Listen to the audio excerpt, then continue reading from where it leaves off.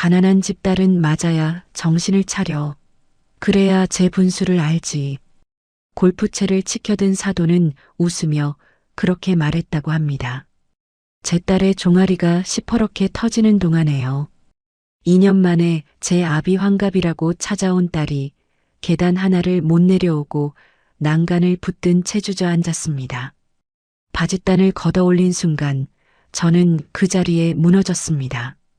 사람 다리가 아니었거든요. 그날 밤 사돈댁은 완전히 뒤집혔습니다. 저는 칼 대신 다른 걸 들었어요. 훨씬 무서운 걸로요. 이야기 시작 전 저희 채널을 구독해 주시면 오늘 하루 큰 행운이 가득하시길 빌겠습니다. 오늘 이야기 시작합니다. 그날 저는 남편 지태의 61번째 생일상을 차리느라 새벽부터 손이 10개라도 모자랐습니다.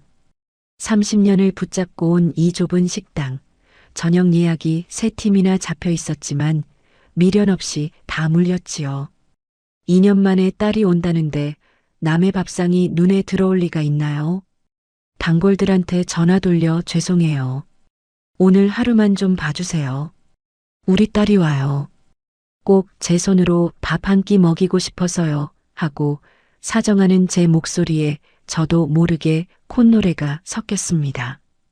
주방 한편에 한우 갈비찜을 산더미처럼 앉혀놓고 딸이 어려서부터 사족을 못 쓰던 해물 잡채를 큰 대야로 하나 가득 묻혔습니다.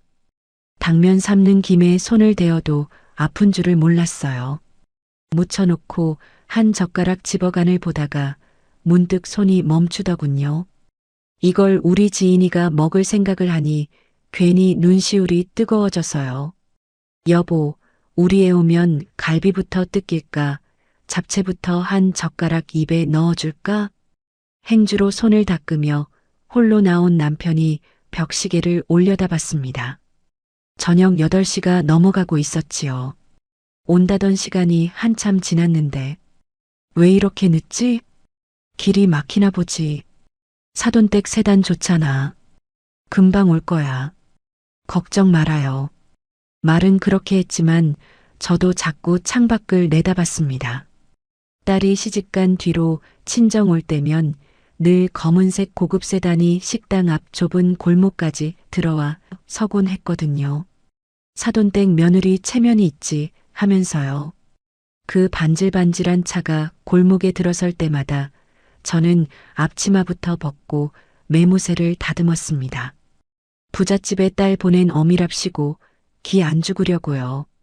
그런데 8시 반이 다 되어서 골목에 들어선 건 낡은 택시 한 대였습니다. 미터기 불빛이 어둑한 골목을 비추는데 뒷문이 천천히 열리더니 두꺼운 코트를 껴입은 여자 하나가 조심조심 내렸습니다. 저는 처음엔 그게 우리 딸인 줄도 몰랐어요.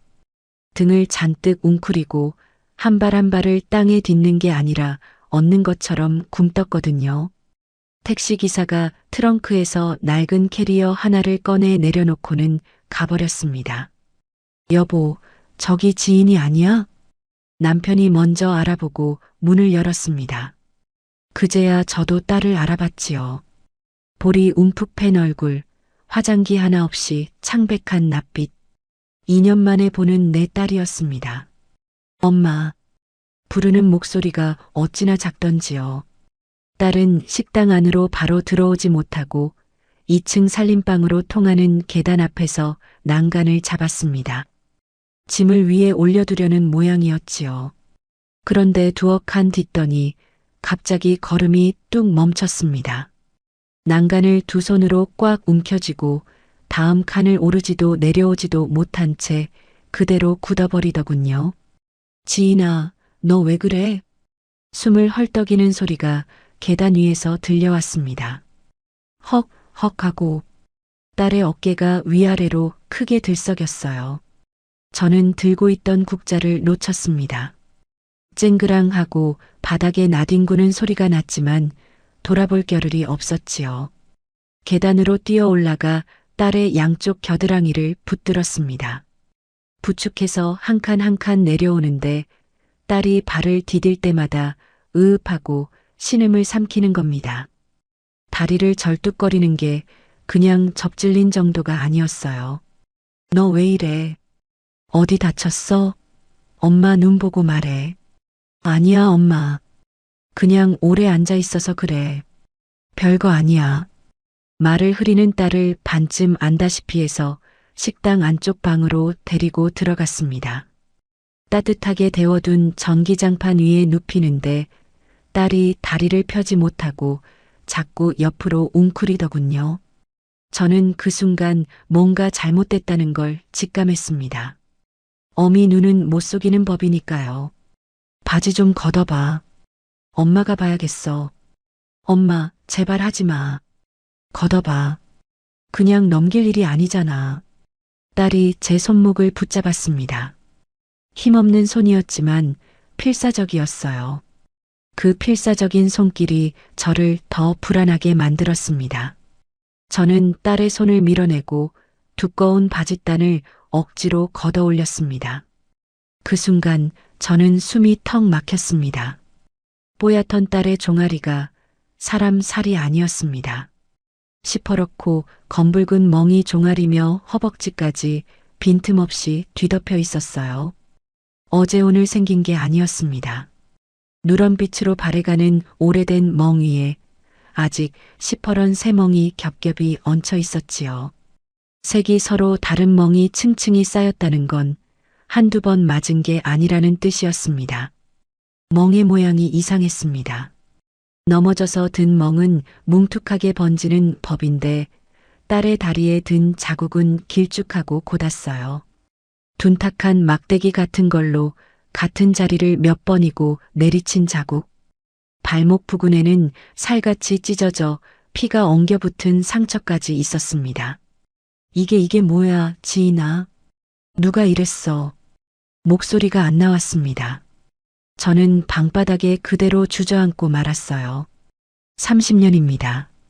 딸이 시집갈 때 기죽지 말라고 낡은 앞치마 두르고 불 앞에서 30년을 버텼습니다. 남들 다 아는 해외여행 한 번을 안 갔어요. 그 돈 모아서 예단이며 혼수며 사돈댁에서 흠잡을까봐 최고급으로만 골라보냈습니다. 부잣집 며느리 된 우리 딸이 가난한 친정 때문에 손가락질 안 받게 하려고요. 그렇게 아끼고 아꼈던 세월이 딸의 시퍼런 다리를 보는 순간 눈앞에서 와르르 조각나는 것 같았습니다. 저는 딸의 야윈 어깨를 끌어안았습니다. 딸의 몸이 덜덜 떨리고 있더군요. 저도 떨렸습니다. 소리조차 제대로 나오지 않아서 그저 짐승처럼 목구멍 안쪽에서 끄끄거리는 울음만 새어나왔어요. 그때 상을 마저 차리다 말고 방으로 들어온 남편이 딸의 다리를 봤습니다. 과묵한 사람입니다. 30년을 같이 살면서 큰 소리 한 번을 안 낸 사람이에요. 그런 남편이 들고 있던 물수건을 방바닥에 집어 던지더니 벽을 주먹으로 쾅 내리쳤습니다. 회벽에 금이 갈 만큼 세게요. 어떤 놈이 내 딸을 이렇게 만들어. 남편의 목소리가 부들부들 떨렸습니다. 얼굴이 시뻘겋게 달아올라서 저는 남편이 그 길로 뛰쳐나갈까봐 겁이 났어요. 여보, 안 돼. 지금 뛰쳐나가면 안 돼. 잠깐만, 제발. 딸이 그제야 울음을 터뜨렸습니다. 참고 참았던 게 무너진 거지요. 엄마, 엄마 하고 어린애처럼 저를 부르면서요. 저는 딸의 등을 쓸어내리면서 흐르는 눈물을 소매로 거칠게 닦았습니다. 여기서 나까지 무너지면 안 된다. 그 생각 하나가 저를 붙잡았어요. 울면서 저는 스마트폰을 꺼냈습니다. 손이 어찌나 떨리는지 화면이 잘 눌러지지도 않더군요. 카메라 앱을 겨우 열었습니다. 엄마, 지금 뭐 하는 거야? 가만 있어. 울어도 남길 건 남겨야 해. 저는 딸의 다리에 렌즈를 가까이 댔습니다. 시퍼런 멍 하나하나 찢어진 상처의 크기와 위치를, 각도를 바꿔가며 찍었습니다. 플래시가 터질 때마다 딸이 움찔거렸지만 저는 멈추지 않았어요. 수십 장을 찍었습니다. 종아리를 찍고 허벅지를 찢고 피 엉긴 발목을 찢고 찰칵 찰칵 플래시가 딸의 다리를 하얗게 비출 때마다 이상하게도 제 안에서 뭔가가 하나씩 벗겨져 나가는 기분이었습니다. 평생 부자 앞에서 굽신거리던 늙은 어미의 허물이요. 사돈댁 세단 앞에서 앞치마부터 벗던 기죽지 않으려 애쓰던 그 초라한 껍데기가요. 엄마, 왜 이걸 찍어? 나 창피해. 증거야. 이제 숨기면 안 돼. 제 입에서 나온 말에 저 자신도 놀랐습니다. 방금까지 짐승처럼 울던 사람 목소리가 아니었어요. 이거 다 증거로 남겨야 돼. 누가 했는지, 얼마나 했는지. 네가 당한 거 하나도 묻히게 안 할 거야. 딸이 눈물 그렁그렁한 눈으로 저를 봤습니다. 뭔가 말하려다가 결국 입을 다물더군요. 저는 사진을 다 찍고 나서 딸을 일으켜 세웠습니다. 병원 가자. 지금 바로. 엄마, 이 밤에 어딜 가? 야간 진료하는 데 있어. 지금 가. 남편이 트럭 열쇠를 챙겼습니다.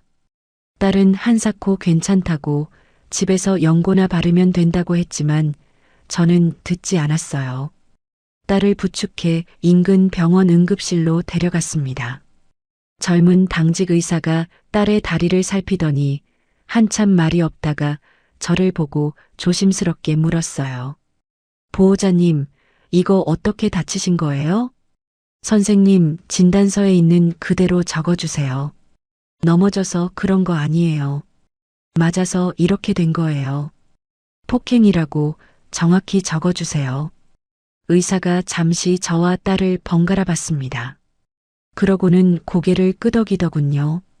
상처를 소독하고 엑스레이를 찍고 오래된 멍과 새멍이 겹친 정황까지 소견에 적어주었습니다. 둔기에 의한 반복적 외력으로 추정되는 다발성 좌상 및 열상. 진단서에 그렇게 찍혀 나왔습니다. 저는 그 종이를 아까 찍은 사진과 함께 지갑 깊숙이 챙겨 넣었지요. 돌아오는 트럭 안에서 딸은 제 어깨에 머리를 기대고 잠들었습니다. 아니, 잠든 게 아니라 기절하듯 늘어진 거였어요. 얼마나 지쳤으면요. 저는 딸의 헝클어진 머리카락을 쓰다듬었습니다. 창밖으로 가로등 불빛이 하나둘 스쳐 지나갔습니다. 남편은 운전대만 꽉 쥔 채 아무 말이 없었고 트럭 안에는 낡은 엔진 소리만 덜덜거렸지요. 저는 잠든 딸의 머리를 쓰다듬으며 속으로 다짐했습니다.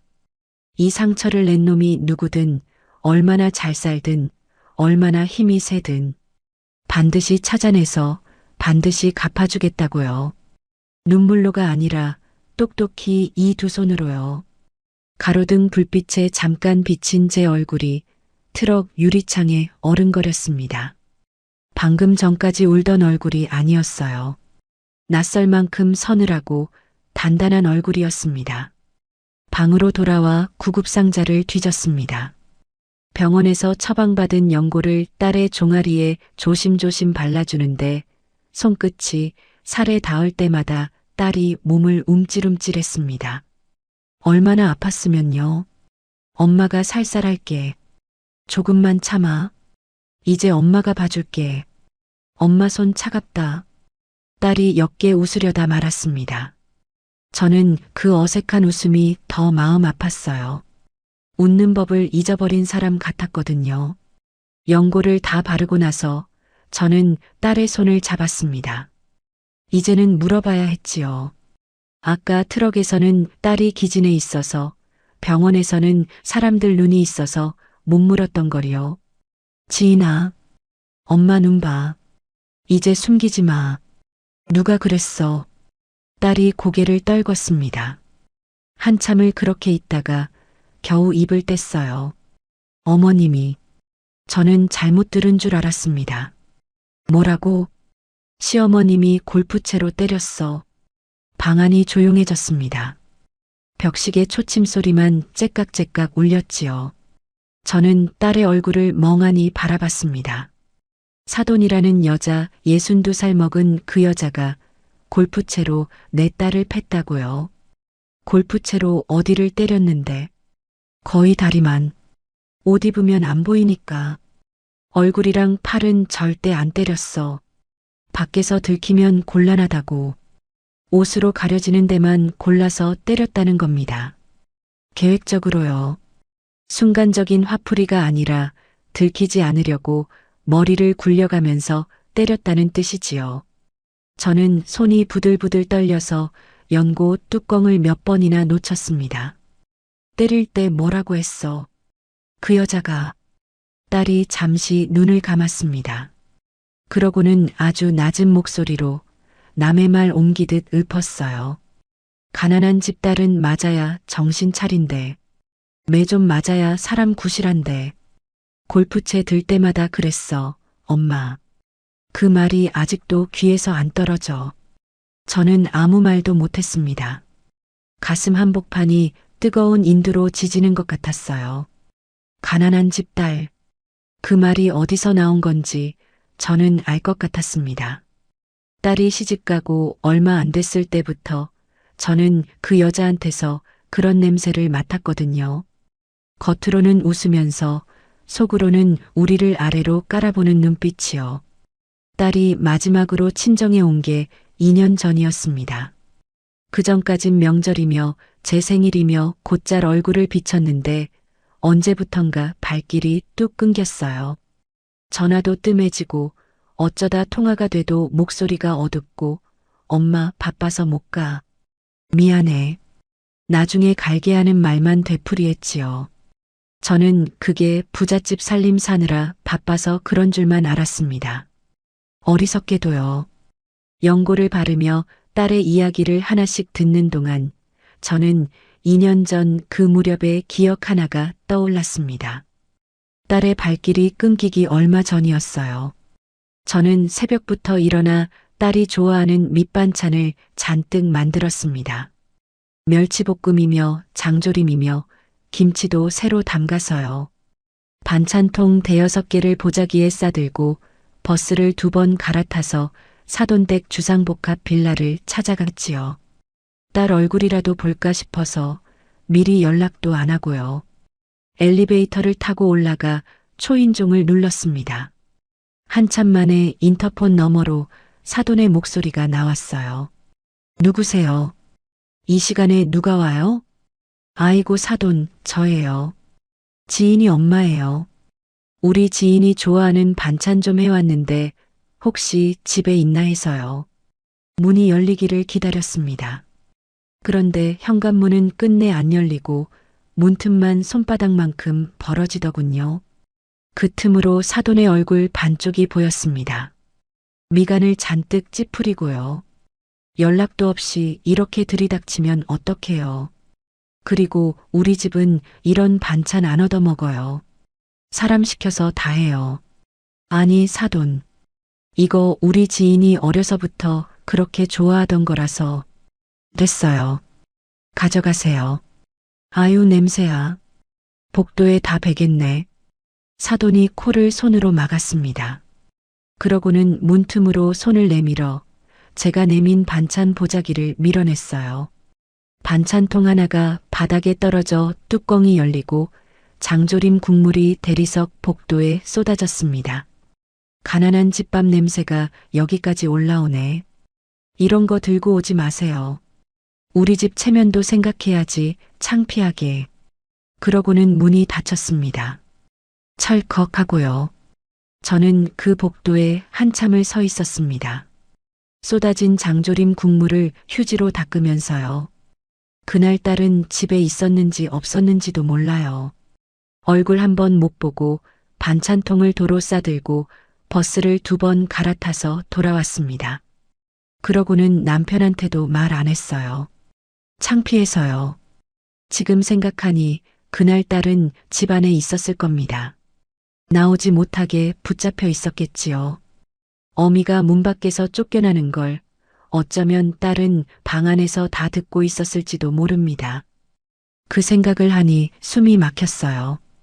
그 뒤로 어머님이 친정 얘기만 나오면 꼭 씹어댔어. 딸이 이야기를 이었습니다. 사돈은 그날 이후로 대놓고 친정 가난을 들먹였다고 했어요. 내 친정 그 냄새나는 밥집 말이야.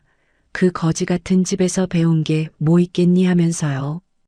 딸을 가사도우미 대신 부려먹었다고 합니다. 넓은 빌라 청소며 빨래며 삼시세끼를 도우미 쓸 돈 아깝다며 며느리한테 다 시켰다는 거예요. 명절엔 더했어. 친척이 3, 40명씩 오는데 나 혼자 주방에서 전 부치고 상 차리고 설거지했어. 어머님은 손님상에 떡하니 앉아서 나만 불러. 이것 가져와라. 저것 치워라. 동서는 몸 약하다고 손끝 하나 안 댔고, 창민이는 그 사람은 뭐 했어? 자기 아내가 그러고 있는데? 딸이 피식하고 웃었습니다. 이번엔 정말 쓴웃음이었어요. 그 사람은 딸의 남편, 그러니까 제 사위 이야기가 나오자 딸의 얼굴이 굳었습니다. 사위는 겉으로는 번듯한 철강회사 부장이었지요.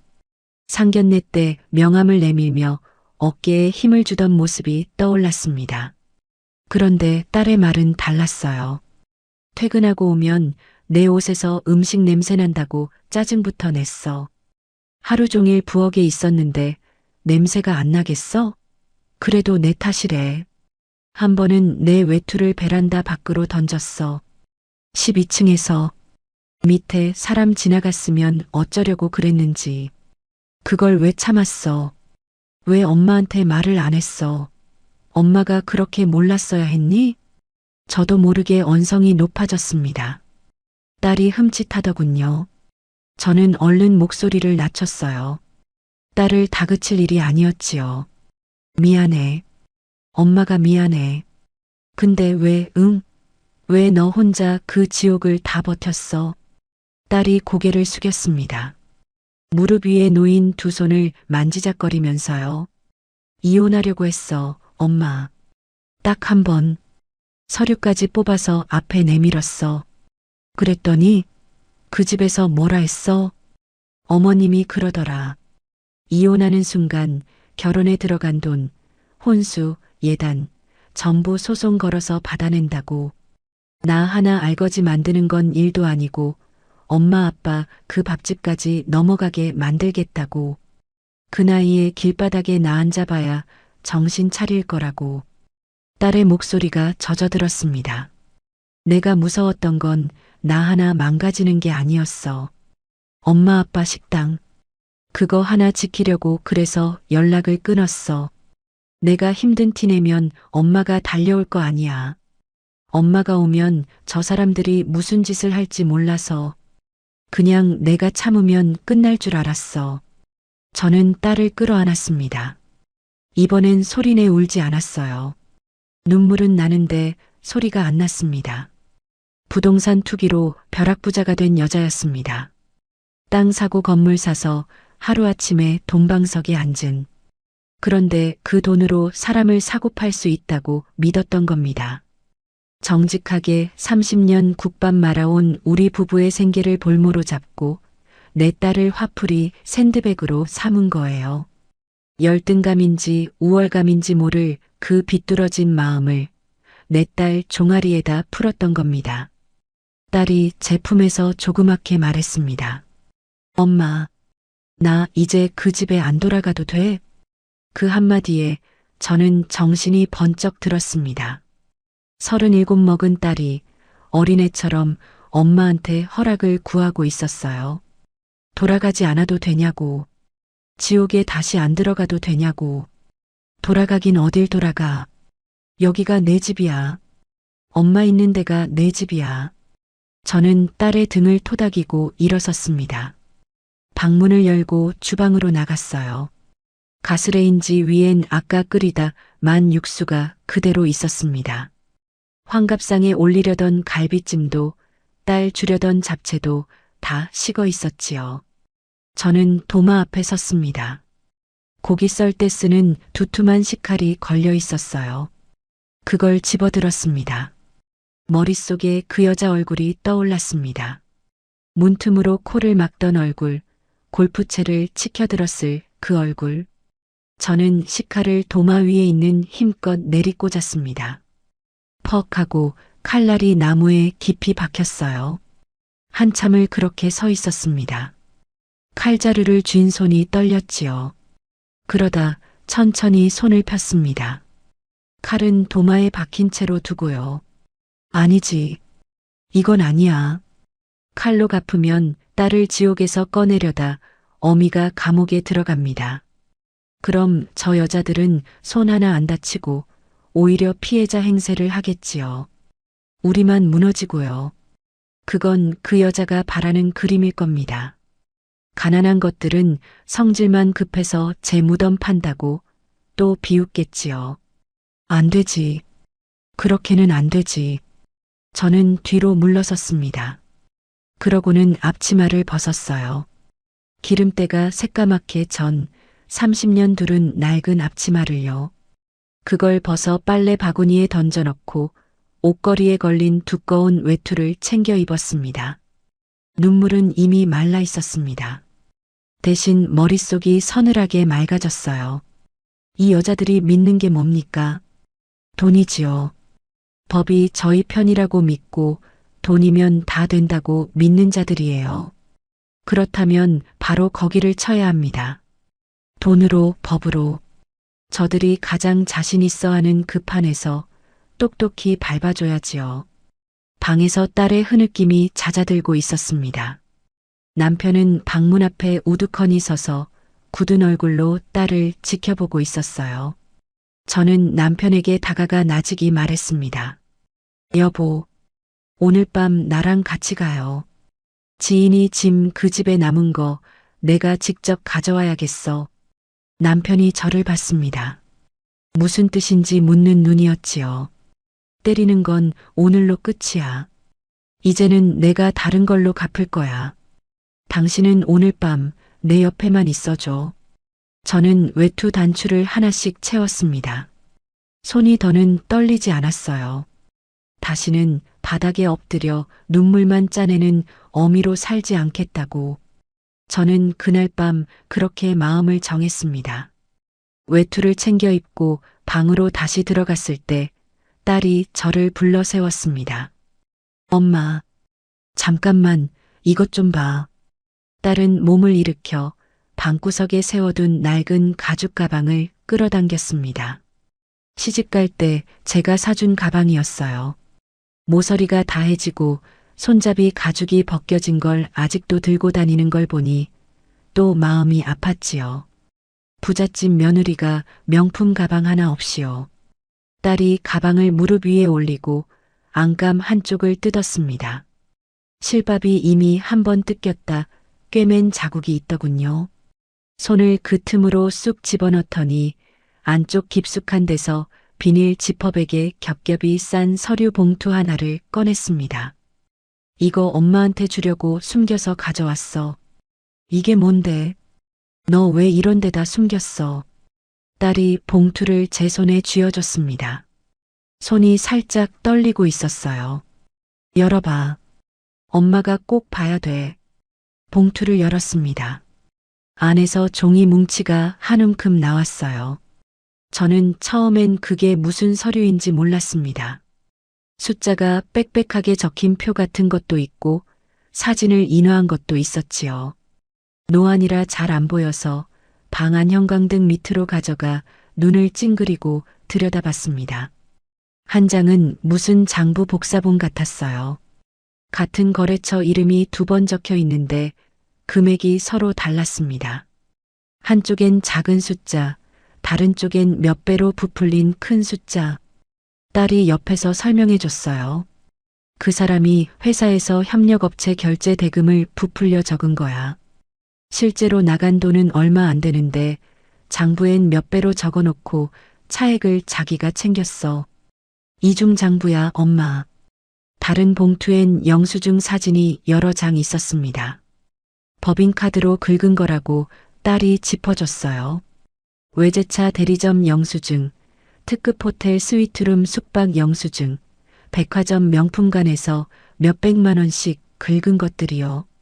날짜를 보니 다 주말이거나 평일 낮이었습니다. 회사 일로 쓴 게 아니라는 얘기지요. 이 카드값을 전부 회사 돈으로 막았어. 그런데 엄마, 이건 더해. 이게 뭔지 알아? 딸이 마지막 종이 한 장을 가리켰습니다. 부동산 매매 계약서 사본이었어요. 상가 건물 계약서야. 그 사람이 산 거.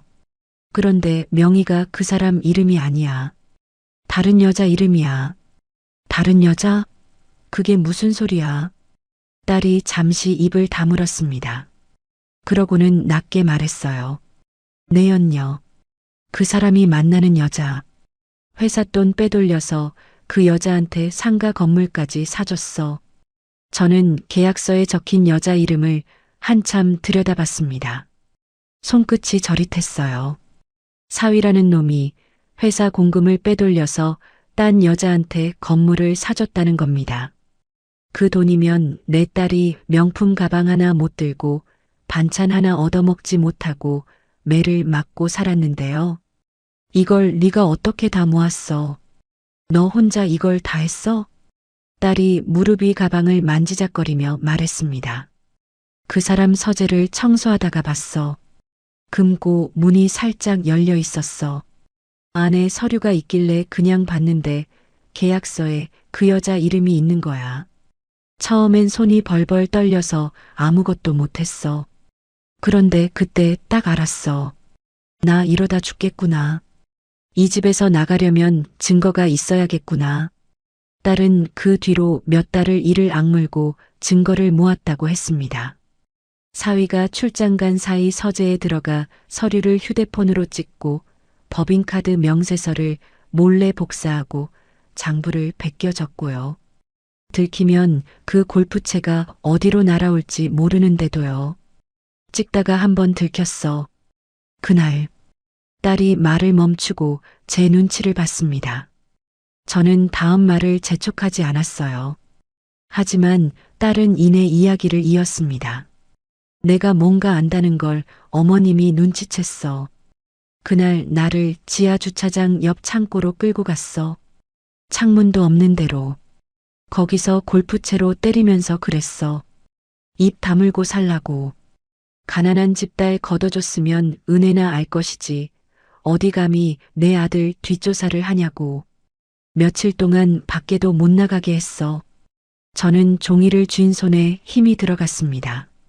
그러니까 이 여자가 내 딸을 팬 건 그냥 가난이 싫어서만이 아니었던 겁니다.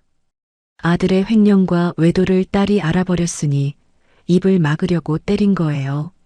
겉으로는 번듯한 철강회사 부장 명함을 파고 다니는 아들놈이 뒤로는 회사 돈을 빼돌려 딴 여자한테 탕진하는 파렴치한이었고요.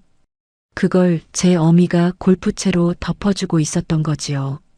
방문 앞에 서 있던 남편이 그동안 아무 말 없이 서류를 곁눈질하고 있었습니다. 제가 계약서와 영수증 날짜를 하나하나 짚어가며 딸의 설명을 듣는 동안 남편의 목선에 굵은 핏대가 툭 붉어져 올랐어요. 얼굴이 벌겋다 못해 검게 죽어가더군요.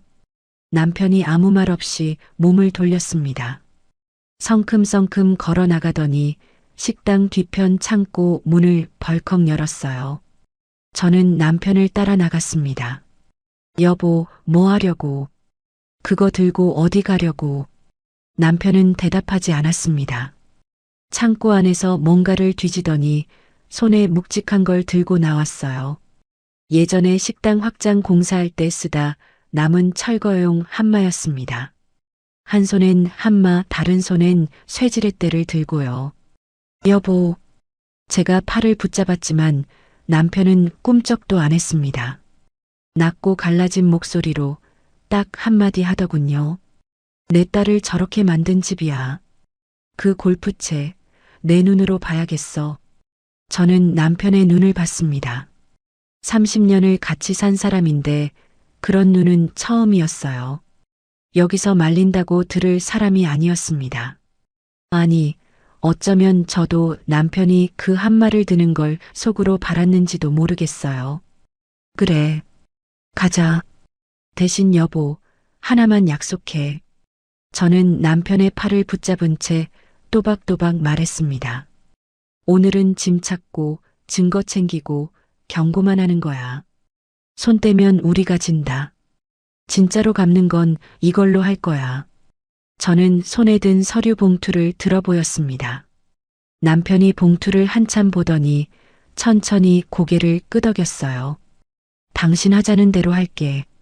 그런데 저놈이 지인이한테 손끝 하나라도 까딱하면 그땐 나 못 참아. 그렇게 안 만들 거야. 내가 옆에 있잖아. 우리 오늘 절대 저 사람들 뜻대로 안 움직여. 딸의 상처를 함부로 건드릴 수 없어서 저는 딸을 병원에서 안정 취하게 하는 대신 옆집으로 부탁했습니다. 마침 소식을 듣고 국밥집 안주인이 한 걸음에 달려와 있었거든요. 20년 넘게 같은 골목에서 장사한 형제 같은 사이지요. 언니, 우리 지인이 좀 봐줘요. 우리 잠깐 어디 좀 다녀올게. 어딜까, 이 밤에. 미선아, 너 얼굴이 왜 그래? 무슨 일 났지? 국밥집 안주인이 제 얼굴을 살피며 물었습니다. 저는 웃어 보이려다 실패했어요. 금방 올게요. 지인이 옆에만 있어줘요. 뭐 먹고 싶다 하면 뭐든 좀 먹이고요. 알았어, 알았어. 내가 지인이 옆에 딱 붙어 있을게. 너희는 걱정 말고 다녀와. 대신 사고 치면 안 된다. 딸이 방에서 저를 불렀습니다. 엄마, 놔두고 어디 가? 금방 와. 내 짐 가져올게. 그 낡은 캐리어 하나 말고 내 옷이랑 물건 전부 다. 딸이 저를 물끄러미 봤습니다. 그러고는 조그맣게 말했어요. 엄마, 조심해. 그 사람들 겁없는 사람들이야. 무슨 짓 할지 몰라. 걱정 마. 엄마가 누구 딸을 그렇게 만든 사람들한테 고개 숙일 것 같니? 오늘은 안 숙여. 저는 딸의 이마를 쓸어주고 방을 나섰습니다.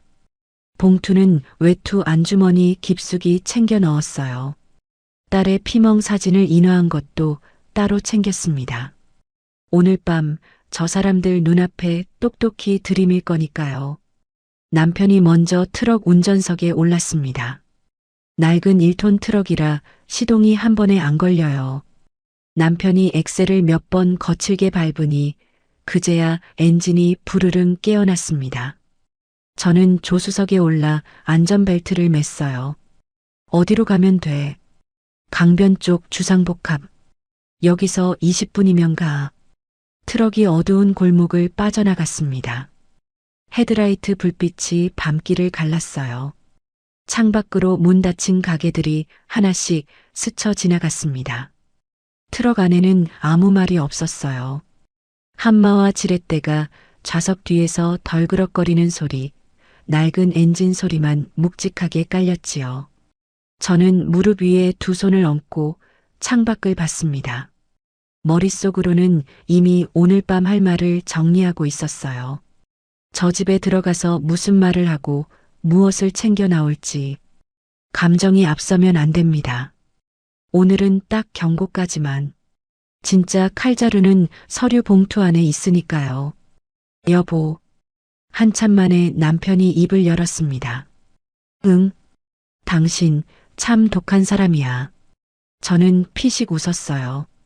이제 알았어? 30년이나 같이 살고? 아니, 좋은 뜻으로. 나 같으면 벌써 다 부숴놨을 텐데. 당신은 참는 게 더 무서워.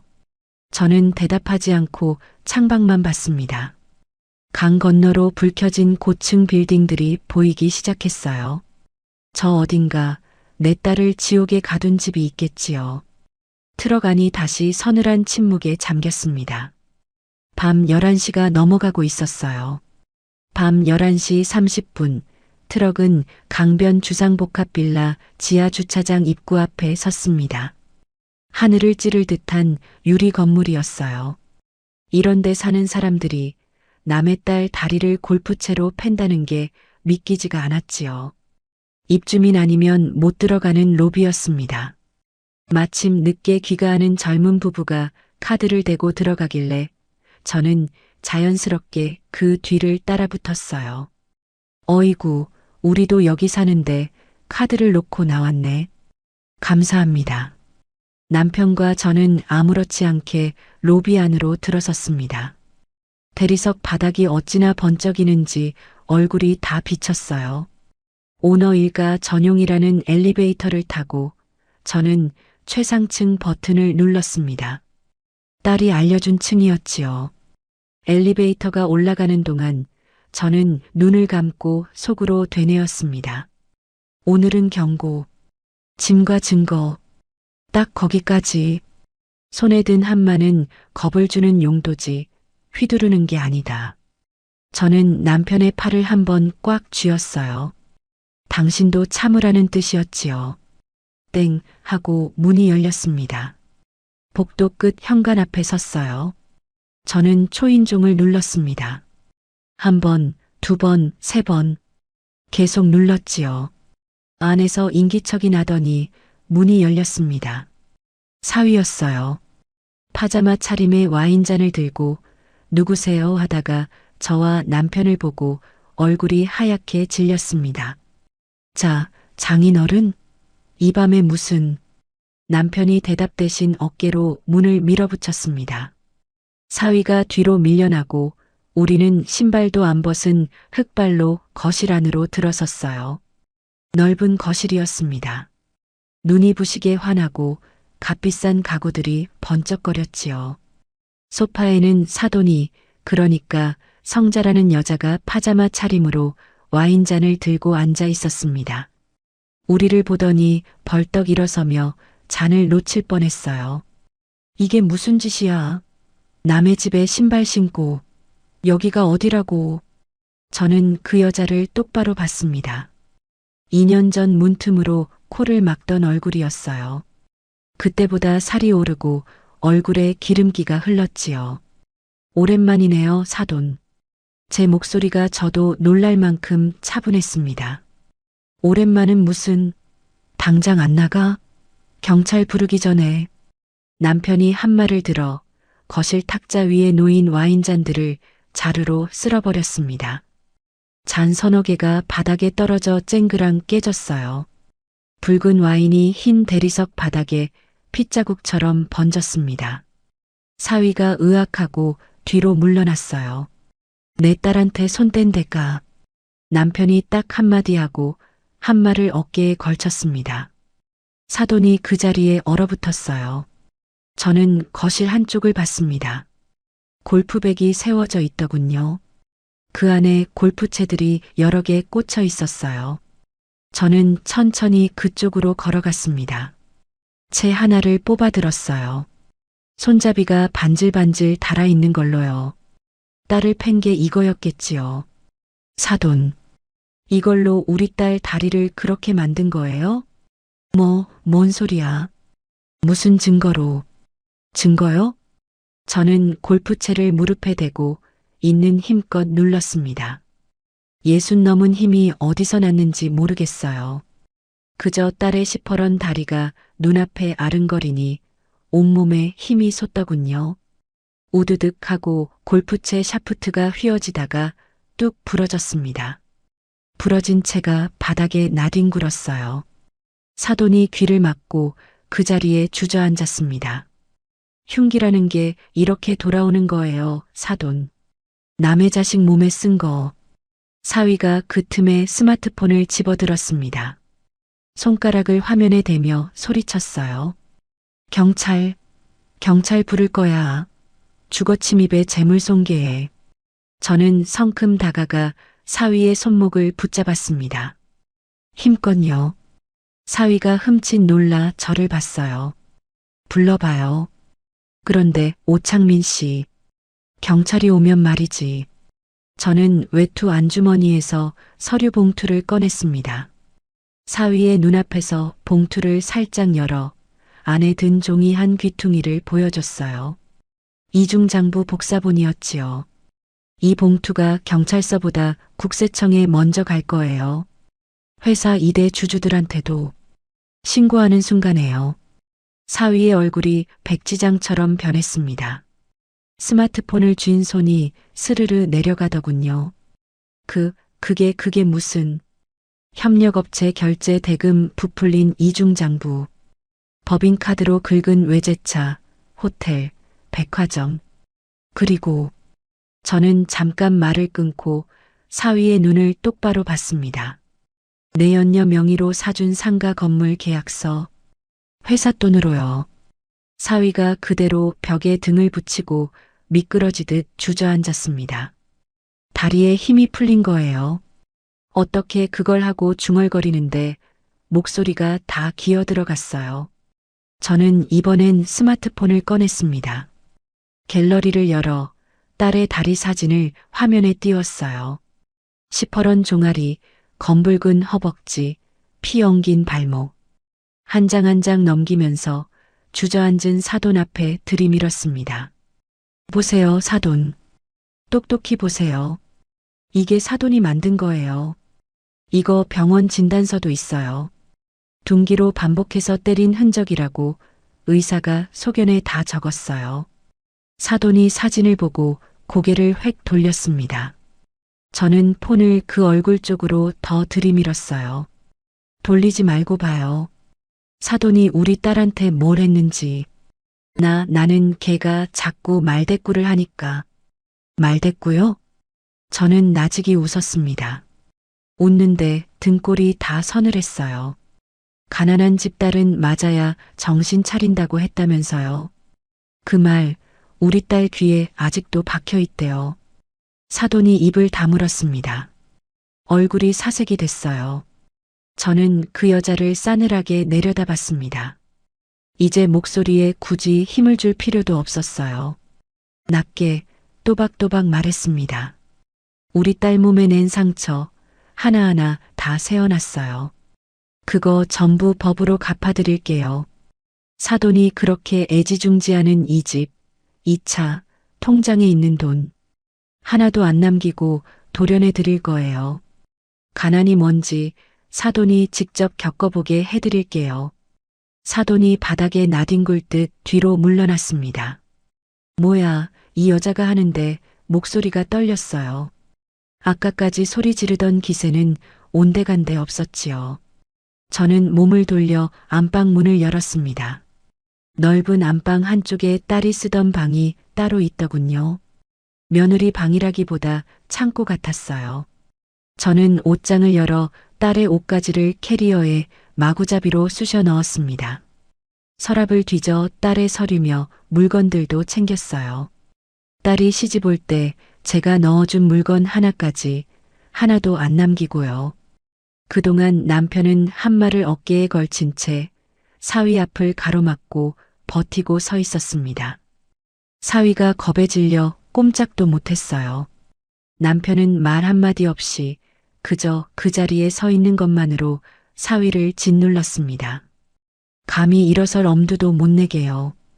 캐리어 2개를 가득 채워 끌고 나왔습니다. 저는 넋이 나간 사돈을 지나쳐 현관으로 향했어요. 부러진 골프채와 깨진 와인잔이 나뒹구는 거실을 뒤로 하고요.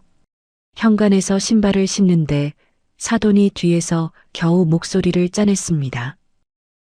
너희 이거 다 신고할 거야. 무단 침입에.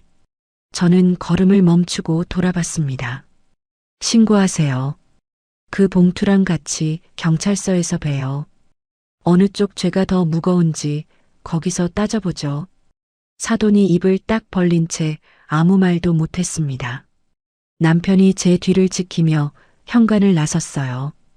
엘리베이터를 타고 내려오는 동안 우리는 아무 말도 하지 않았습니다. 저는 캐리어 손잡이를 꽉 쥐고 있었어요. 손이 떨리는 게 이번엔 무서워서가 아니었습니다.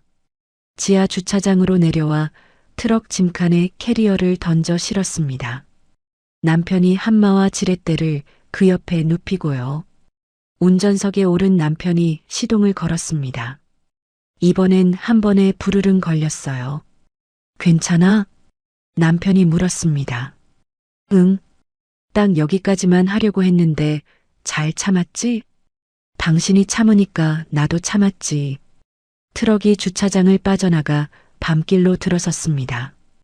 백미러로 번쩍이는 유리 건물이 점점 멀어졌어요. 저는 뒤를 돌아보지 않았습니다.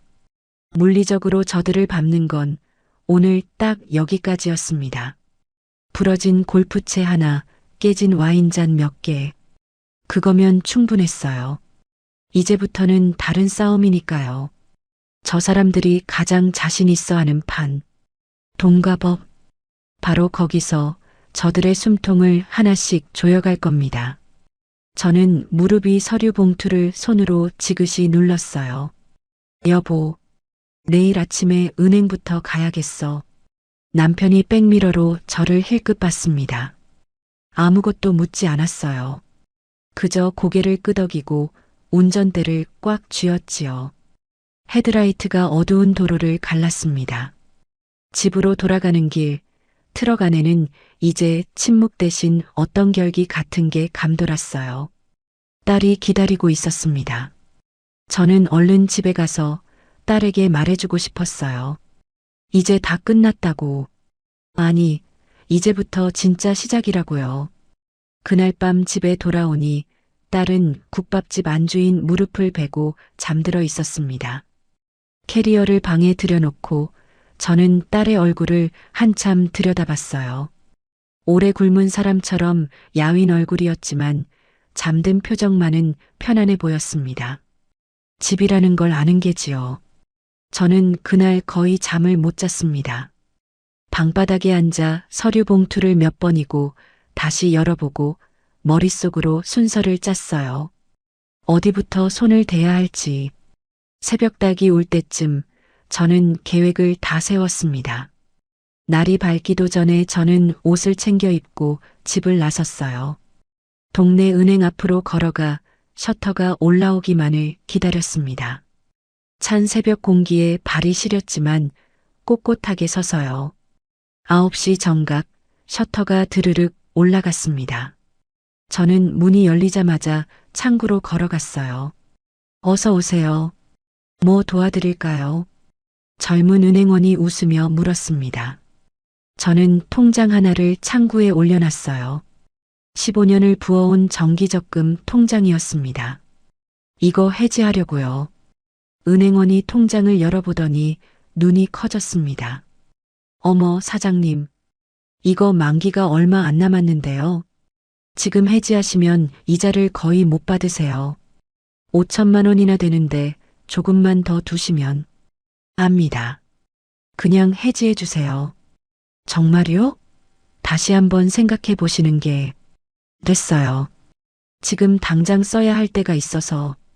15년입니다. 남편이랑 노후 자금하겠다고 하루도 안 빠지고 부은 적금이에요. 이거 하나 믿고 여태 버텼지요. 늙어서 이걸로 시골에 조그만 집 하나 얻어 텃밭이나 가꾸며 살자고 남편이랑 밤마다 얘기했던 돈이었습니다. 그런데 저는 조금도 아깝지 않았어요. 이 돈으로 내 딸을 지옥에서 꺼낼 수 있다면요. 은행원이 몇 번을 더 확인하고서야 해지 처리를 했습니다. 저는 그 돈을 세 몫으로 나눴어요.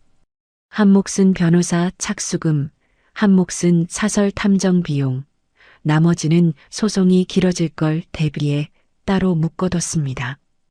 은행을 나와 저는 곧장 강남으로 향했습니다. 이혼 소송으로 소문난 대형 로펌을 미리 알아봐뒀거든요.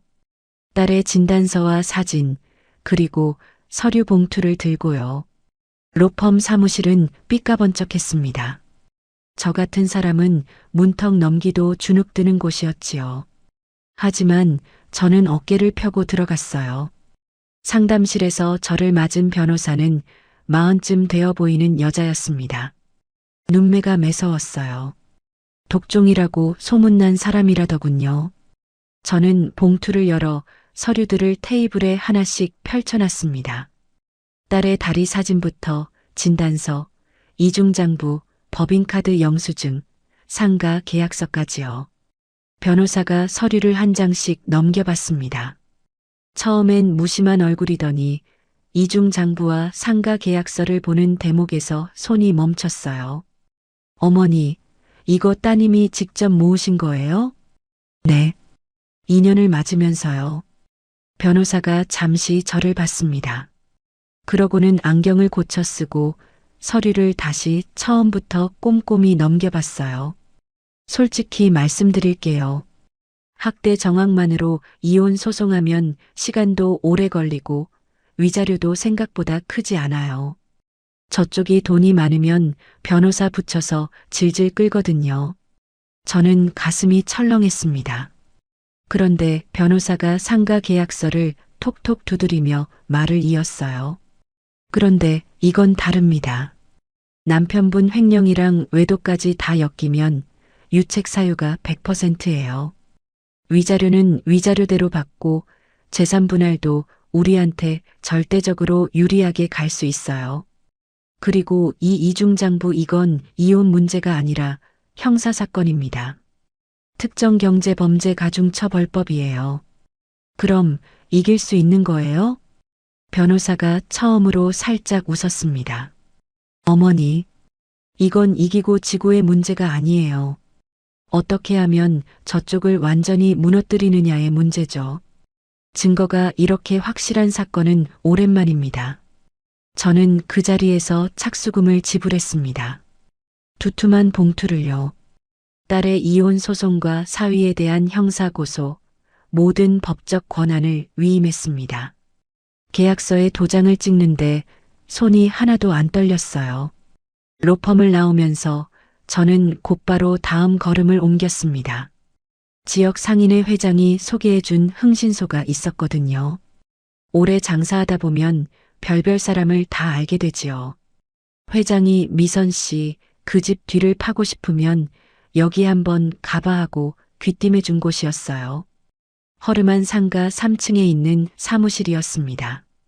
탐정이라기엔 그냥 동네 아저씨 같은 사람이었어요. 저는 사위 이름과 내연녀 이름, 상가 계약서, 사본을 내밀었습니다. 이 여자 신상 좀 알아봐 주세요. 이 상가가 진짜 이 여자 명의인지, 돈은 어디서 나왔는지, 얼마나 걸려도 됩니까? 빠를수록 좋아요. 대신 확실하게. 탐정은 계약서를 보더니 고개를 끄덕였습니다. 이 정도 단서면 어렵지 않겠네요 하면서요. 집으로 돌아왔을 때 저는 다시 국밥하는 여자로 돌아갔습니다. 앞치마를 두르고 가마솥에 육수를 안치고 물을 썰었어요. 아무 일 없다는 듯이요. 손님들이 들어오면 어서 오세요 하고 웃으며 국밥을 말았습니다. 딸이 카운터 근처에 앉아 저를 물끄러미 봤어요. 엄마 안 무서워? 그렇게 큰 데다 소송 걸고 돈도 그렇게 쓰고. 저는 물을 썰던 손을 멈추고 딸을 봤습니다. 무섭긴 뭐가 무서워. 저쪽이 무서워해야지 왜 우리가 무서워해. 딸이 피식 웃었습니다. 오랜만에 보는 진짜 웃음이었어요. 그날부터 딸은 밥을 남기지 않고 먹기 시작했습니다. 처음 왔을 때는 몇 숟갈 뜨다 마는 게 안쓰러웠는데 며칠 지나니 한 그릇을 뚝딱 비우더군요. 야위었던 볼에 살이 조금씩 오르고 창백하던 낯빛에 혈색이 돌았어요. 등 뒤에 엄마가 있다는 걸 아니까 몸이 먼저 안심하는 게지요. 닷새쯤 지났을 때 탐정한테서 연락이 왔습니다. 사무실로 갔더니 탐정이 사진 몇 장을 테이블에 펼쳐놨어요. 이 여자 확실합니다. 사위분이랑 같이 이 상가 건물로 드나드는 거 찍었어요. 여기 보세요. 사진 속에서 사위가 웬 여자와 팔짱을 끼고 상가 건물로 들어가고 있었습니다. 딸의 남편이요. 저는 그 사진을 한참 들여다봤어요. 뻔뻔한 얼굴이었습니다. 내 딸은 골프채에 맞아 다리가 성한 데가 없는데 이 인간은 딴 여자랑 팔짱을 끼고 웃고 있었어요. 등기부등본도 뗐습니다. 명의는 이 여자로 돼 있고요. 근데 매입 자금 흘러간 걸 보니까 사위분 회사 쪽에서 나온 게 거의 확실해요. 탐정이 자금 흐름을 정리한 종이를 내밀었습니다. 저는 딸이 찍어온 법인카드 영수증 날짜와 상가 매입 대금이 이체된 날짜를 나란히 놓고 비교했어요. 소름이 돋았습니다. 날짜가 딱딱 맞아떨어졌거든요. 회사 돈이 언제 빠져나가서 언제 상가 대금으로 들어갔는지가요. 저는 이 자료들을 서류 봉투 여러 개에 나눠 담았습니다. 하나는 국세청 탈세 제보용, 하나는 철강회사 2대 주주들한테 보낼 것으로요. 딸의 회사 사정을 잘 아는 변호사가 2대 주주가 누군지까지 다 알려줬거든요. 오너 일가랑 사이가 안 좋은 사람들이라 이 자료를 받으면 가만히 있지 않을 거라고요. 봉투를 단단히 밀봉해서 저는 우체국으로 갔습니다. 내용 증명으로 일제히 발송했어요. 국세청 탈세 제보센터로 2대 주주들 앞으로요. 접수 도장이 쾅쾅 찍히는 걸 보면서 저는 속으로 생각했습니다. 이제 뇌가는 다 당겼다. 터지는 건 시간 문제다. 우체국을 나와 집으로 돌아오는 길, 저는 하늘을 한번 올려다봤습니다. 맑은 겨울 하늘이었어요. 마음이 이상하게 고요했습니다. 화가 가라앉은 게 아니라 그 화가 이제 방향을 제대로 잡았다는 고요함이었어요. 집에 오니 딸이 식당 일을 거들고 있었습니다. 손님들 물컵을 채우고 반찬 그릇을 나르면서요. 시키지도 않았는데요. 저는 그 모습이 어찌나 반갑던지요. 지인아, 아직 다리 아픈데 좀 쉬어. 괜찮아. 가만히 있으니까 더 아파. 몸 움직이는 게 나아. 밤마다 식당 문을 닫고 나면 우리 세 식구는 방에 모여 앉았습니다. 변호사가 요청한 진술서를 딸이 쓰는 걸 제가 옆에서 도왔어요. 2년간 무슨 일이 있었는지, 언제 어떻게 맞았는지 하나하나 되짚어가면서요. 딸이 쓰다가 손을 떨면 제가 그 손을 잡아줬습니다. 천천히 해. 다 적어야 해.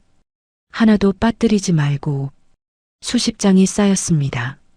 딸의 지옥 같던 인연이 종이 위에 또박또박 적혀 나갔어요. 남편은 그 옆에서 말없이 딸의 어깨를 주물러줬습니다. 그렇게 우리는 기다렸습니다. 결정적인 순간을요. 저는 가마솥 육수를 끓이면서 물을 썰면서 겉으로는 아무 일 없다는 듯 하루하루를 보냈어요. 하지만 속으로는 알고 있었습니다. 곧, 아주 곧 그들의 세상이 무너져 내리기 시작할 거라는 걸요. 내용 증명이 도달하고 정확히 3일째 되는 날 아침이었습니다. 그날 아침 식당에서 물을 썰다가 저는 텔레비전을 힐끗 봤어요. 아침 뉴스에 낯익은 회사 이름이 자막으로 지나가더군요. 사돈댁 철강회사였습니다. 칼을 내려놓고 리모컨을 집어 볼륨을 높였습니다. 기자가 회사 본사 앞에 서서 리포트를 하고 있었어요. 국세청 조사국 직원들이 무더기로 회사 로비로 들어가는 장면이 나왔습니다. 하드디스크며 서류 박스를 들고 나오는 모습도요. 엄마, 저거. 딸이 카운터에서 뛰어왔습니다. 우리는 나란히 서서 화면을 봤어요. 앵커가 오너 일가의 거액 횡령 정황이 포착됐다고 국세청이 강도 높은 조사에 착수했다고 전했습니다. 그날 오후 변호사한테서 전화가 왔어요. 어머니, 사위분 긴급 체포됐습니다. 특정경제범죄가중처벌법 위반이에요. 증거가 워낙 확실해서 조사실에서 변명 한마디 못했다고 하네요. 저는 전화기를 든 채 한참 말이 없었습니다. 가슴 밑바닥에서 뭔가 뜨거운 게 올라왔어요. 딸의 다리를 처음 봤을 때 느꼈던 것과는 다른 서늘하면서도 후련한 감정이었지요. 수감된 거예요? 네. 구속영장 발부됐습니다. 도주 우려의 증거인멸 우려까지 있으니까요. 이제 그쪽은 이혼 소송에서 방어할 힘도 없어요. 전화를 끊고 딸을 봤습니다. 딸이 저를 물끄러미 보고 있었어요. 저는 딸의 손을 잡았습니다. 들었지? 그 사람 잡혀갔어. 딸이 고개를 끄덕였습니다. 눈물을 흘리지도 웃지도 않았어요. 그냥 아주 긴 숨을 후 하고 내쉬더군요. 2년 동안 참았던 숨을 그제야 다 뱉어내는 것처럼요. 엄마, 나 이제 진짜 안 돌아가도 되는 거지. 돌아가긴. 그 인간은 이제 감옥에 있어. 넌 아무 데도 안 가. 그날 저녁 저는 텔레비전 뉴스를 한 번 더 봤습니다. 딸의 손을 꼭 잡고요. 화면에 회사 이름이 나올 때마다 오랜 체증이 쑥 내려가는 것 같았어요.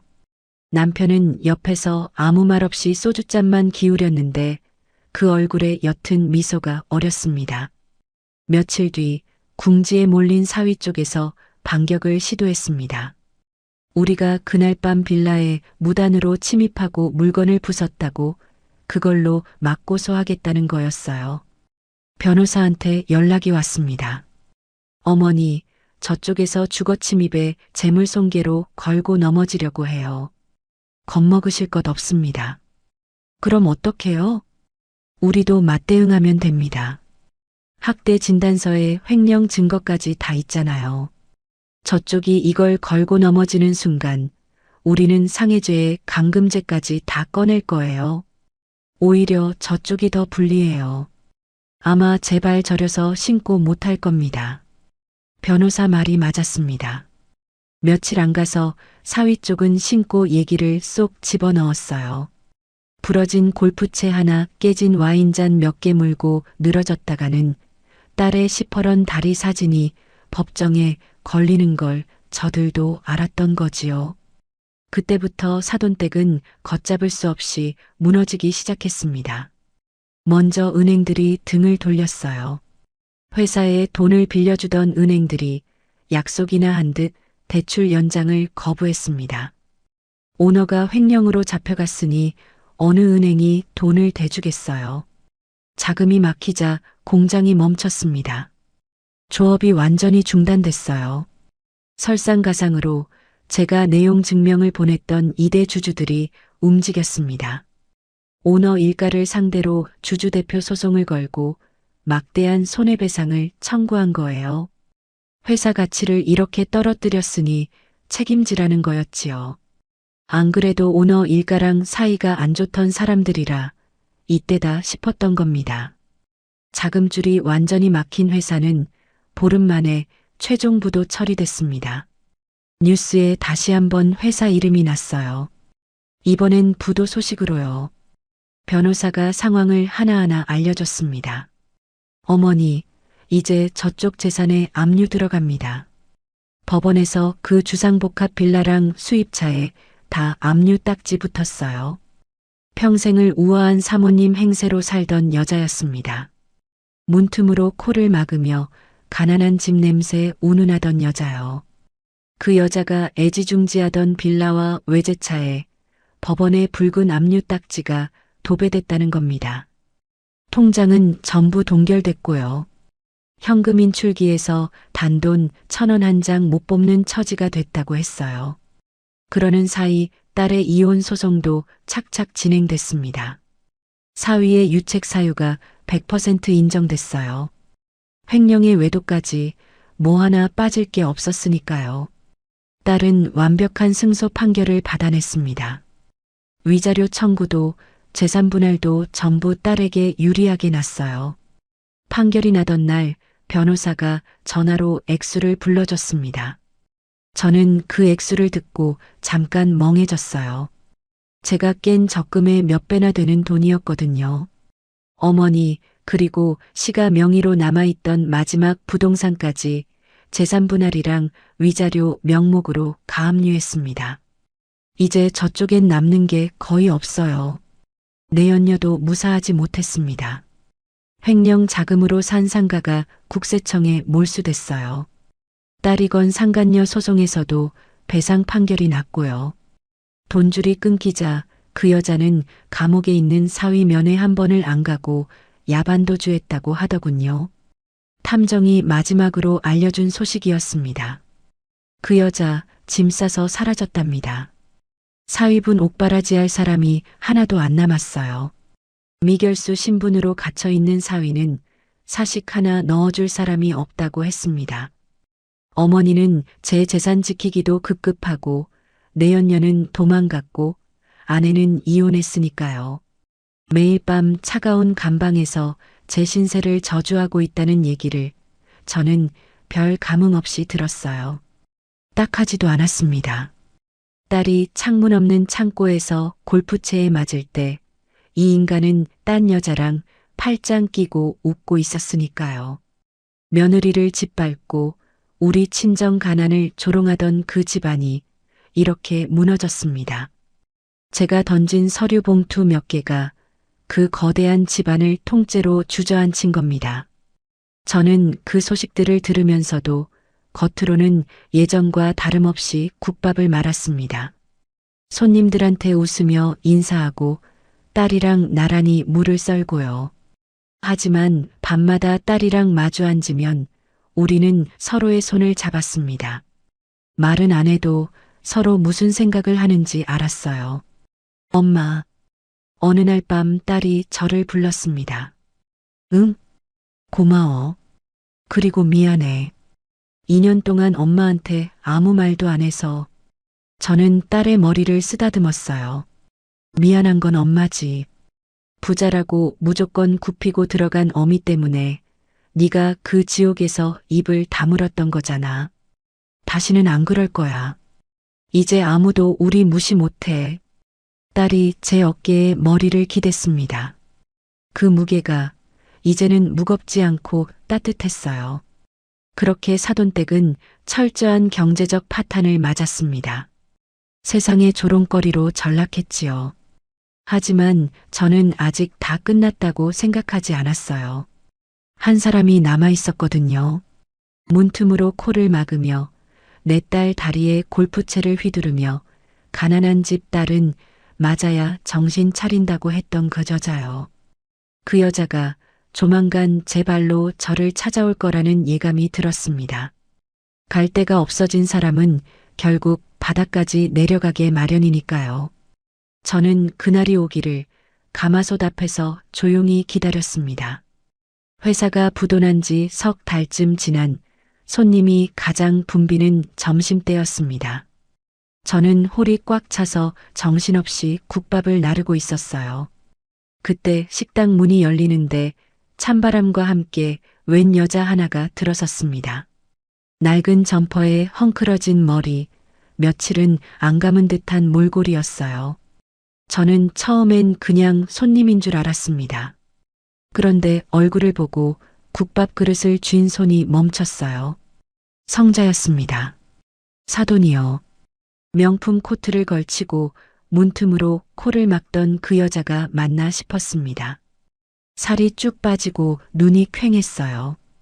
빚쟁이들을 피해 찜질방을 전전한다더니 정말 그런 몰골이었지요. 그 여자가 식당 한복판 손님들이 다 보는 앞에서 갑자기 무릎을 꿇었습니다. 시멘트 바닥에 넙죽 엎드리더군요. 사돈. 사돈 제발. 홀이 순식간에 조용해졌습니다. 국밥 먹던 손님들이 다 숟가락을 놓고 쳐다봤어요. 딸이 카운터에서 얼굴이 하얗게 질려 일어섰습니다. 저는 딸에게 눈짓으로 가만히 있으라고 했어요. 성자가 무릎걸음으로 다가와 제 바짓가랑이를 두 손으로 꽉 붙잡았습니다. 제발 한 번만 봐주세요. 우리 창민이 우리 아들 좀 살려주세요. 콧물을 줄줄 흘리면서요. 체면이고 뭐고 없었습니다. 사람들이 다 보는 앞에서 남의 식당 바닥에 엎드려 우는 노파였어요. 탄원서 한 장만 써주세요. 사돈이 써주면 우리의 형량이 줄어든대요. 그거 한 장만 써주면 내가 평생 사돈 발을 haz으면서 은혜를 갚을게요. 응? 제발. 저는 바지를 붙잡은 그 손을 내려다봤습니다. 골프채를 쥐고 내 딸을 팼을 손이었어요. 그 손이 지금 제 바짓가랑이를 붙들고 벌벌 떨고 있었지요. 가난한 집 냄새가 난다고 하셨잖아요. 제가 나직이 말했습니다. 성자가 흠칫하며 저를 올려다봤어요. 우리 딸한테는 가난한 집 딸은 맞아야 정신 차린다고 하셨고요. 그 말 기억나세요? 그건 내가 잘못했어요. 내가 미쳤었나 봐. 제발. 그런데 지금은 그 가난한 집 밥집에 와서 이렇게 엎드리시네요. 성자가 아무 말도 못했습니다. 그저 콧물만 훌쩍이며 제 바지를 더 세게 붙들었어요. 과거의 그 오만하던 모습은 어디에도 없었습니다. 껍데기만 남은 노파가 바닥에 엎드려 있을 뿐이었지요. 저는 붙잡힌 바지를 빼내고 뒤로 물러섰습니다. 그러고는 몸을 돌려 주방 안쪽으로 걸어갔어요. 성자가 사돈, 어디 가요? 하고 뒤에서 소리쳤습니다. 주방 구석에는 잔반통 옆에 커다란 양동이가 하나 있었어요. 손님들이 먹다 남긴 국밥 국물이며 반찬 찌꺼기가 한데 섞여 담긴 구정물 양동이였습니다. 기름이 둥둥 뜨고 시큼한 냄새가 확 올라오는요. 저는 그 양동이를 두 손으로 집어들었습니다. 묵직했어요. 팔이 후들거렸지만 놓치지 않았습니다. 양동이를 들고 홀로 걸어 나오는데 손님들이 술렁였어요. 딸이 엄마 하고 불렀지만 저는 멈추지 않았습니다. 성자가 여전히 바닥에 엎드린 채 무슨 일인가 싶어 저를 올려다봤어요. 저는 그 여자 앞에 섰습니다. 한치의 망설임도 없이 양동이를 기울였어요. 콸콸. 시뻘건 고추기름과 국물 찌꺼기, 먹다 남은 밥알과 반찬 부스러기가 엎드린 성자의 정수리 위로 쏟아졌습니다. 성자가 으악 하고 비명을 지르며 나동그라졌어요. 온몸이 구정물 범벅이 됐지요. 시큼한 냄새가 홀 안에 확 퍼졌습니다. 이게 무슨 짓이야? 이 더러운. 성자가 바닥에 주저앉아 소리쳤어요. 구정물이 얼굴을 타고 흘러내려 눈도 제대로 못 떴습니다. 저는 텅 빈 양동이를 든 채 그 여자를 내려다봤습니다. 가난한 집 냄새가 뭔지 이제 좀 아시겠어요? 성자가 저를 올려다봤습니다. 구정물이 뚝뚝 떨어지는 얼굴로요. 우리 딸이 이 밥집에서 큰 냄새, 그게 그렇게 창피했어요? 이 냄새가 그렇게 우스웠어요? 그 냄새 나는 밥으로 우리는 30년을 정직하게 살았어요. 남의 자식 팬 적도 없고 남의 돈 훔친 적도 없고요. 저는 목소리를 조금도 높이지 않았습니다. 하지만 홀 안 사람들이 다 들을 만큼 또렷하게 말했어요. 내 식당 문턱에 2번 다시 발 들이지 마세요. 우리 딸한테 골프채 휘두른 그 손으로 여기 바닥 짚지 마시고요. 탄원서요? 내 딸 다리에 든 멍 하나당 한 줄씩 써드릴까요? 그럼 감옥에서 평생 못 나올 텐데. 성자가 입을 딱 벌린 채 아무 말도 못했습니다. 그때 소란을 듣고 옆집 국밥집 안주인이며 동네 상인들이 문 앞으로 몰려들었어요. 밥 먹던 손님들도 자리에서 일어나 구정물을 뒤집어 쓴 성자를 손가락질하기 시작했습니다. 저 여자가 그 회장 사모님 아냐? 뉴스에 나온? 며느리를 골프채로 팼다며. 세상에, 저런 사람이 여기 와서 무슨 낯짝으로. 사람들의 경멸 어린 시선이 사방에서 쏟아졌습니다. 성자는 그 눈빛들을 견디지 못했어요. 비틀비틀 일어서더니 구정물을 뚝뚝 흘리며 도망치듯 문 밖으로 뛰쳐나갔습니다. 골목 저편으로 사라지는 뒷모습이 비에 젖은 쥐 같았어요. 저는 그 뒷모습을 한참 바라봤습니다. 손에 든 빈 양동이가 이상하게 가벼웠어요. 아니, 가벼워진 건 양동이가 아니라 제 마음이었습니다. 딸을 위해 30년간, 아니 지난 2년간 억누르고 참아온 응어리가 그 구정물과 함께 다 씻겨 내려가는 것 같았어요. 후련하다는 말로는 부족한 어떤 해방감이었습니다. 딸이 카운터에서 나와 제 옆에 섰습니다. 저는 딸을 봤어요. 딸의 눈에 눈물이 그렁그렁했지만 입가엔 옅은 미소가 걸려 있었습니다. 엄마, 괜찮아. 이제 다 됐어. 동네 사람들이 하나둘 홀로 들어와 저와 딸의 어깨를 두드려줬습니다. 잘했어. 미선아 속이 다 후련하네 하면서요. 저는 웃으며 사람들한테 국밥을 한 그릇씩 더 말아드렸습니다. 오늘은 공짜라고요. 그날 밤 식당 셔터를 내리고 방에 앉았습니다. 딸이 조심스럽게 통장 하나를 제 앞에 내밀었어요. 엄마, 이거 새 통장이었습니다. 열어보니 법원을 통해 시가에서 받아낸 위자료와 재산분할금이 찍혀 있었어요. 제 눈이 커졌습니다. 어마어마한 액수였거든요. 이게 엄마가 적금 깼잖아. 노후 자금. 그거 나 때문에.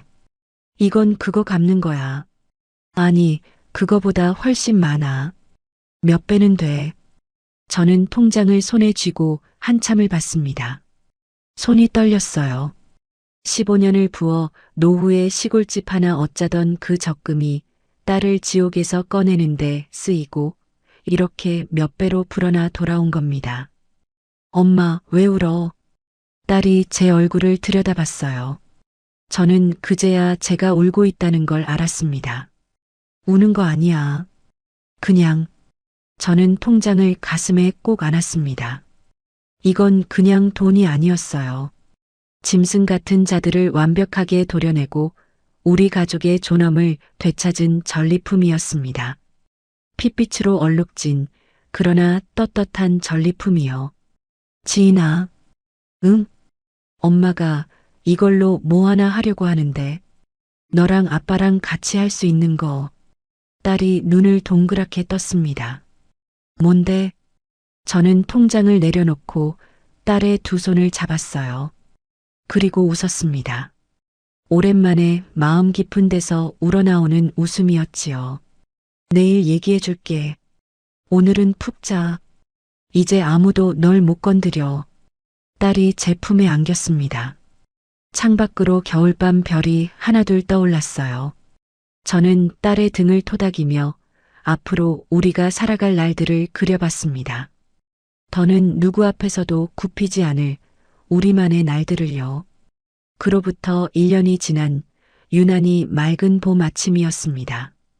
우리 부부가 청춘을 다 바친 그 비좁은 국밥집 골목으로 대형 이삿짐 트럭 3대가 요란하게 들어섰어요. 골목 사람들이 다 나와 구경했습니다. 미선이네 어디 가나 봐. 어딜 가긴 큰 데로 옮긴다잖아. 대로변에다 건물을 통째로 샀대. 맞습니다. 저는 딸이 받아낸 위자료와 재산분할금에 그동안 식당을 악착같이 굴려 모은 돈, 그리고 은행 사업자 대출까지 보태서 시내 중심가 대로변에 번듯한 3층짜리 신축 건물을 토째로 샀어요. 제 이름으로 등기를 낸 날 저는 등기부등본을 몇 번이나 다시 읽어봤습니다. 소유자 강미선. 그 세 글자가 어찌나 든든하던지요. 1층과 2층은 현대식으로 싹 뜯어 고쳐 프랜차이즈 부럽지 않은 큰 식당으로 꾸몄습니다. 반짝이는 주방 설비에 넓은 홀에 테이블이 30개가 넘었어요. 좁은 골목에서 국자 하나로 30년을 버틴 제게는 꿈만 같은 주방이었지요.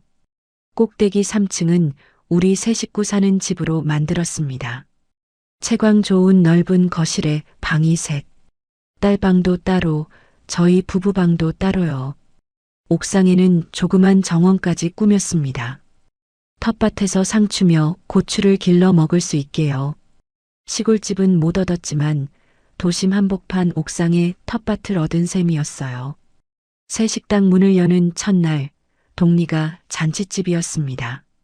지역 상인의 사람들이며 30년 단골 손님들이 화환이며 화분을 양손 무겁게 들고 몰려왔어요. 옆집 국밥집 안주인은 눈물까지 글썽였습니다. 미선아, 네가 이렇게 될 줄 알았어.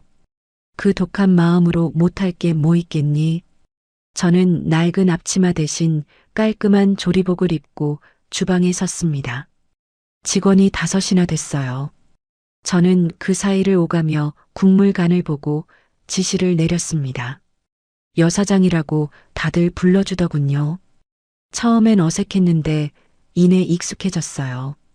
30년 국자 잡던 손이 이제 5사람을 부리고 있었습니다.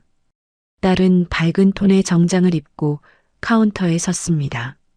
손님을 맡고 계산을 하고 장부를 관리하는 걸 딸이 다 도맡았어요. 웃으면서 어서 오세요 하고 인사하는 딸의 모습을 저는 주방에서 몰래 지켜봤습니다. 계단 하나 못 내려와 난간을 붙들고 주저앉던 딸이었습니다. 볼이 움푹 패고 옷 밑으로 시퍼런 멍을 감추고 있던 딸이요. 그 딸이 지금 밝은 얼굴로 손님과 웃으며 이야기를 나누고 있었어요. 다리는 다 나았고 살도 올라 혈색이 돌았습니다. 그 지옥의 흔적은 이제 어디에서도 찾을 수 없었어요. 엄마, 주방에서 뭐 훔쳐봐. 딸이 저를 발견하고 웃었습니다. 저도 웃었어요. 우리 딸이 하도 이뻐서. 첫날 장사는 문전성시였습니다. 자리가 없어서 손님들이 밖에까지 줄을 섰어요. 30년 국밥 맛을 아는 단골들이 소문을 내준 덕이었지요. 저는 국밥을 마느라 팔이 빠질 것 같았지만 하나도 힘들지 않았습니다. 그날 저녁 장사를 마치고 우리 세 식구는 옥상으로 올라갔어요. 상인의 사람들 몇이랑 조촐하게 축하 파티를 열었습니다. 남편이 숯불을 피우고 고기를 구웠어요. 여보, 고기 다 탄다. 제가 소리치니 남편이 집게를 들어 보이며 껄껄 웃었습니다. 건물주 사모님, 이 정도는 내가 알아서 해. 걱정 마쇼. 과묵하던 남편이었어요. 딸의 다리를 보던 날 벽을 주먹으로 내리치며 부들부들 떨던 사람. 그런 남편이 이제 옥상에서 호탕하게 웃고 있었습니다.